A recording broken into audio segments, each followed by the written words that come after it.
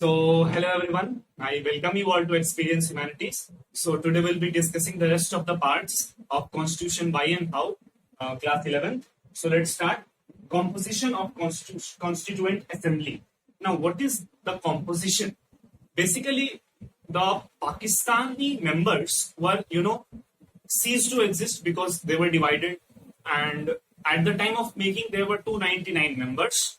And at the time of 26th November 1949, 284 members were actually present. So basically, why we are discussing this composition is to know how much diverse our members were, because the diversification will result into good framework of the constitution. So you need to remember and keep these things in mind. Okay, so composition is basically this part. Principle of deliberation. Deliberation refers to how much affiliation or how much thoughtfully you have examined your thoughts about the procedures or the implementation of policies or any articles in the constitution itself. Okay, so basically our constitution was debated, discussed a lot. Only one part, that is the universal suffrage, which actually means the power of voting or the right to vote at a certain age, is passed without any debate. The rest of the things were, discussed a lot and then, passed in the constitution itself.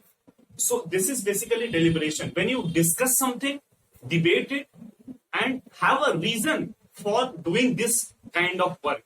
Okay, so basically this is the meaning of deliberation. So our constitution, the representatives had good reason to defend why they are implementing or discussing or bringing about this kind of policies in the constitution itself.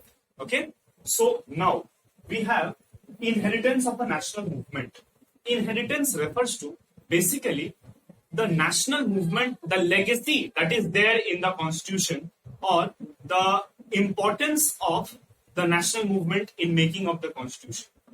So our constitution was made after a humongous amount of national events. So it was the legacy that we have framed such a successful constitution. So our constitution, for example, passed objective resolution in which equality, liberty, democracy, cosmopolitan identity, all these things were there, which gave a good inheritance of national movement to our constitution. Or whenever a constitution is made, inheritance of national movement plays a very significant role in making of it. Okay. Now, institutional arrangement. So this is the last part. Institutional arrangement basically refers to the three bodies which we are talking from the first part itself, that is the legislature, the executive, and the judiciary. So basically all these three bodies are independent on itself. They do not have any kind of dependency on any other.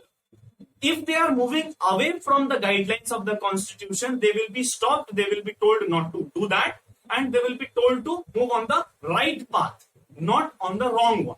So basically legislature, executive, and judiciary are the three bodies which arranges the institution in a balanced manner and gives proper representation to the people of the country. So we have studied in class 10 power sharing. So you can understand that part, how the things are important in balancing of particular powers. So we have, taken all these things from the outside countries where these experiences are involved, and more upon that, the experiences are debated.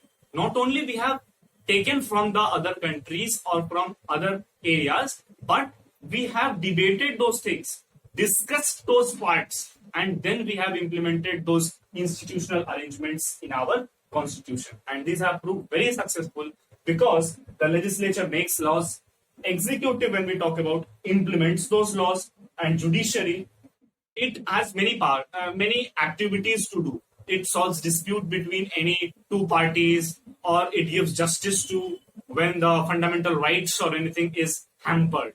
So with this, I sign off from the video. So we'll meet again in the next part. Do like and subscribe my channel. Thank you everyone.